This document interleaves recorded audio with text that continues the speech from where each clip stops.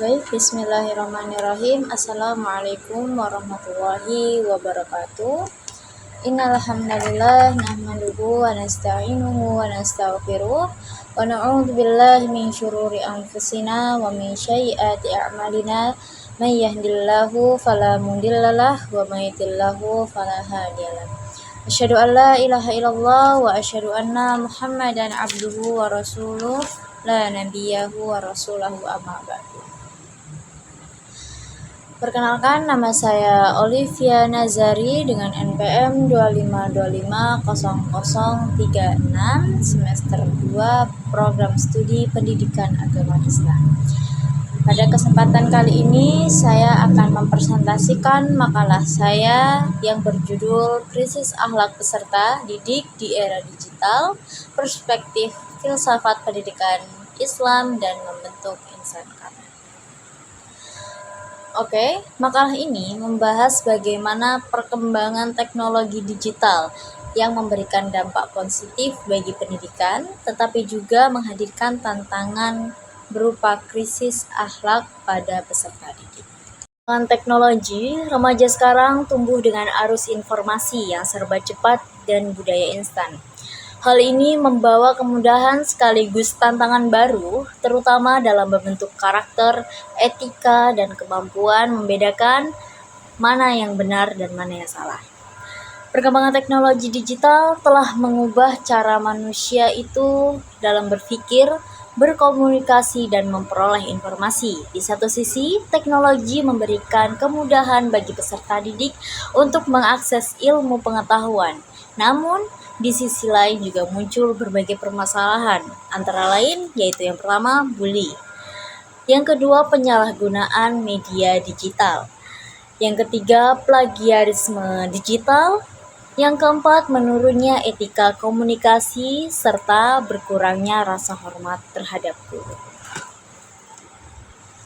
Krisis akhlak ini tidak hanya disebabkan oleh teknologi, tetapi juga karena adanya masalah yang lebih mendalam, yaitu pendidikan yang dimana terkadang lebih menekankan aspek pengetahuan dibandingkan pembentukan karakter itu sendiri. Oleh karena itu, filsafat pendidikan Islam hadir untuk mengembalikan tujuan pendidikan kepada pembentukan manusia serta secara utuh melalui konsep insan kamil. Dalam perspektif Islam, pendidikan bukan hanya proses transfer ilmu, tetapi juga proses membentuk manusia memiliki ilmu dan akhlak.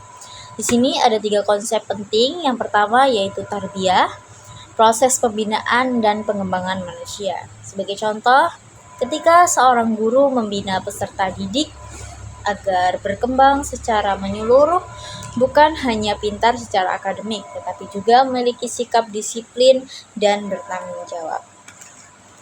Konsep yang kedua yaitu ta'lim, proses memberikan ilmu pengetahuan. Untuk contohnya sendiri, seperti kegiatan pembelajaran ketika guru menyampaikan ilmu kepada peserta didik, seperti mengajarkan ayat Al-Quran beserta maknanya, atau menjelaskan suatu teori dalam pelajaran. Untuk konsep yang ketiga yaitu ta'dib, proses penanaman adab atau nilai yang benar dalam diri manusia. Sebagai contoh sendiri yaitu dapat dilihat ketika pendidikan membentuk kebiasaan baik seperti peserta didik menghormati guru, menjaga ucapan, dan bertanggung jawab dalam menggunakan teknologi. Menurut Syekh Muhammad Naqib Al-Atas, pendidikan yang baik adalah pendidikan yang mampu menanamkan adab, karena hilangnya adab dapat menyebabkan kerusakan dalam ilmu dan kehidupan manusia. Jadi, pendidikan Islam tidak hanya berhenti pada taklim atau pemberian ilmu, tetapi mencakup tarbiyah sebagai proses pembinaan, ta'dib sebagai pembentukan adab. Ketiganya harus berjalan bersama agar pendidikan mampu melahirkan manusia yang berilmu sekaligus berakhlak. Untuk hubungan Tuhan, manusia, dan alam, filsafat sendiri memiliki dasar utama, yaitu tauhid. Karena manusia di sini memiliki dua peran. Yang pertama yaitu sebagai hamba Allah, sebagai khalifah di bumi, yang dimana artinya manusia itu tidak hanya mengejar kemampuan intelektualnya juga, tetapi memiliki tanggung jawab moral kepada Allah, manusia lain, dan alam. Pendidikan Islam bertujuan untuk menciptakan keseimbangan antara hubungan manusia dengan Allah, sesama manusia, dan lingkungan. Oke, kita masuk ke bagian krisis akhlak peserta didik. Krisis akhlak peserta didik itu terlihat sekali di fenomena digital saat ini. Banyak yang sering kita jumpai, yaitu yang pertama kurangnya etika dalam berkomentar di media sosial. Yang dimana kita banyak temuin ya, entah itu di Instagram, TikTok, dan lain sebagainya, yang dimana komentar itu menyinggung orang lain gitu, atau menyinggung pembacanya. Itu termasuk krisis akhlak ya. Terus yang selanjutnya yaitu penyebaran informasi yang tidak sesuai atau tidak benar. Banyak sekarang itu berita-berita hoax yang dimana pembacanya juga hampir rata-rata tuh langsung percaya tanpa minimnya mencari tahu lagi tentang masalah itu, entah itu benar atau tidaknya. Dan yang kadang yang mengunggahnya juga hanya ingin mendapatkan views yang banyak. Mungkin sebagian besar seperti itu. Selanjutnya itu penggunaan teknologi tanpa tanggung jawab dan rendahnya kontrol diri. Permasalahan ini tidak bisa hanya menyalahkan teknologi, karena akar masalahnya itu ada pada lemahnya pendidikan karakter dan kurangnya pembentukan kesadaran moral. Artinya, peserta didik tidak hanya membutuhkan kemampuan menggunakan teknologi, tetapi juga membutuhkan nilai dan adab dalam menggunakan teknologi tersebut. Dan ini yang krisis akhlak di era digital ya. Untuk krisis akhlak terhadap adabnya sendiri, itu menurut Atas masalah utamanya manusia modern saat ini adalah loss of adab ya. Loss of adab dan kehilangan adab itu sendiri. Kehilangan adab berarti manusia tidak mampu menempatkan sesuatu sesuai dengan kedudukannya, seperti dalam konteks digital. Ilmu digunakan tanpa tanggung jawab, teknologi digunakan tanpa pertimbangan moral, kebebasan berekspresi tidak disertai etika gitu. Karena itu pendidikan Islam tidak cukup hanya memberikan teori akhlak, tetapi harus membangun kebiasaan, keteladanan, dan penyucian jiwa. Dan selanjutnya, solusinya agar menjadi manusia yang insan kamil.